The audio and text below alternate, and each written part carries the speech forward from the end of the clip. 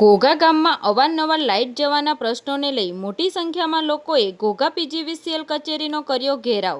આજરોજ તારીખ 7/6/2026ને રવિવારે સવારથી સાંજ સુધી વીજ લાઇટ ન હોવાના કારણે ઘોઘા ગામની જનતા ત્રાહિમામ પોકારી જતા ઘોઘા ગામની જનતાઓએ ઘોઘા પીજીવીસીએલ કચેરી ખાતે ઉગ્ર રોષ સાથે રજૂઆત કરી।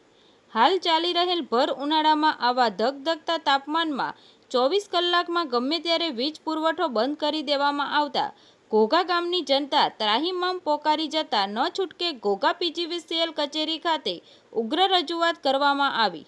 જો કોઈ ચોક્કસપણે કાયમિક માટે વીજ પુરવઠાનો નિકાલ ન થાય તો ઘોઘા ગામની જનતા દ્વારા અનેક ચીમકીઓ આપવામાં આવી છે। તંત્રી મહેબૂબ રફાઈ સાથે રિપોર્ટર કિશન સોલંકી, તપસ્વી ગુજરાત ન્યૂઝ, ઘોઘા।